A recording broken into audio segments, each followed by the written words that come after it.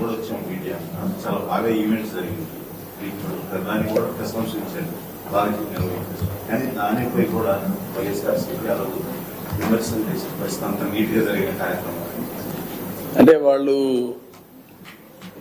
విమర్శ తప్ప వాళ్ళకి ఏం చేతనవుతుంది? విధ్వంసం, విమర్శలు తప్ప వాళ్ళ జీవితంలో వాళ్ళకి ఏమి చేత కాదు. ఒక రాజకీయ పార్టీ హెల్తీ కాంపిటీషన్లో ఉండాలి. ప్రజలకు ఏది రైట్ ఏది రాంగ్ అనేది ప్రజలకు అర్థమవుతుంది. ప్రజలకు అర్థమైనప్పుడు వాళ్ళకి అర్థం కాకపోతే ఇంకా ఒకటే మార్గం, శాశ్వతంగా ప్రజలు రిజెక్ట్ చేయడం. ఒక రాజకీయ పార్టీగా గుర్తింపు రద్దు చేయడం. ఆ గుర్తింపు ఎవరు రద్దు చేయాలి? ప్రజలే చేయాలి. ఆ పరిస్థితి వస్తారు. మనం చూస్తున్నాం, అసత్యాన్ని పదే పదే చెప్తే అది నమ్మేస్తారని భ్రమలో బతుకుతున్నారు. తెలుగుదేశం కానీ, నేను కానీ, ఇప్పుడు ఎన్డీఏ కానీ,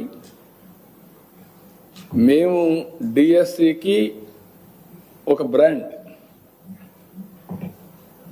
5 ఏళ్లు ఒక పోస్ట్ ఉద్యోగం ఇవ్వకుండా విద్యకు బ్రహ్మాండమైన సేవ చేసేశాను, స్టాండర్డ్స్ మారిపోయినాయి అని మాట్లాడిన వ్యక్తులు ఈరోజు ఫస్ట్ సంతకం మెగా డిఎస్సి నేను అనౌన్స్ చేసే ఎలక్షన్ల ముందు ఎన్డీఏ మేనిఫెస్టో నెంబర్ 1 మొదటి సంతకం చేశాం.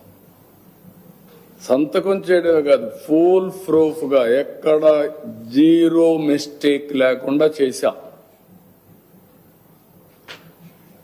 స్పోర్ట్స్ కూడా government of India standard operation. మనం మాట్లాడుతుంటే ఒక అతనికి బుద్ధి ఉందో జ్ఞానం ఉందో నాకు తెలియదు, ప్యాకాట్కి ఇచ్చేసారని ఆడేస్తాడు. ఏ గేమ్ కూడా తెలియదు, డెఫినేషన్ తెలియదు, స్పెల్లింగ్ తెలియదు, నోరుంది అడ్డంగా వారేసుకుంటున్నారు. ఏంటది? It is a recognised game. Government of నువ్వు నేను నీకు అన్ని తెలివితేటలుంటే మీరు ఈ పరిస్థితిలో ఉండరు. గవర్నమెంట్ ఆఫ్ ఇండియా అందరినీ కన్సల్ట్ చేసిన తర్వాత ఏవేవి ఉంటాయో స్పోర్ట్స్లో అవన్నీ లిస్ట్ అవుట్ చేశారు. మీరు చేయడం కాదు, నేను చేయడం కాదు, ఇవన్నీ there are associations. Olympic association కింద డిఫరెంట్ అసోసియేషన్స్ అన్నీ ఉంటాయి.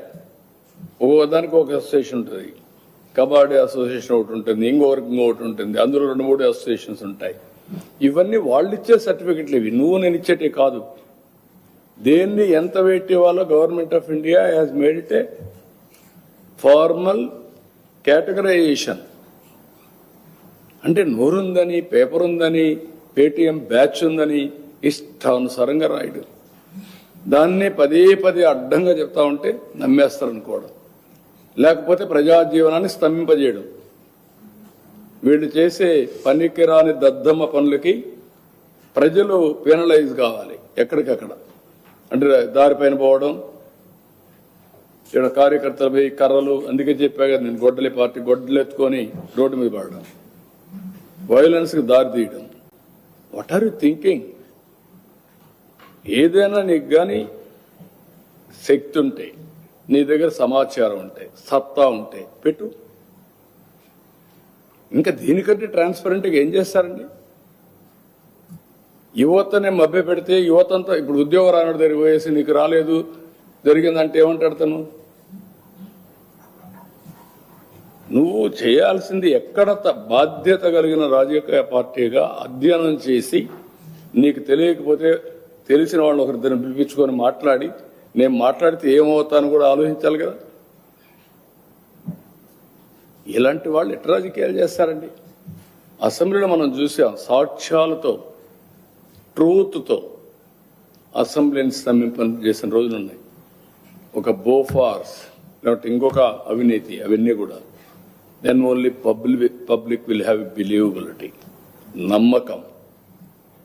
పోగు చేసి గాలి కబుర్లు మాట్లాడి బురజల్లేదే బురద బట్టల పైన వేసి కడుక్కోవాలనో, గుడ్డ కాల్చి ముఖాన్ని వేయడం, ఇవి చేసి ఎవడు నమ్మడు.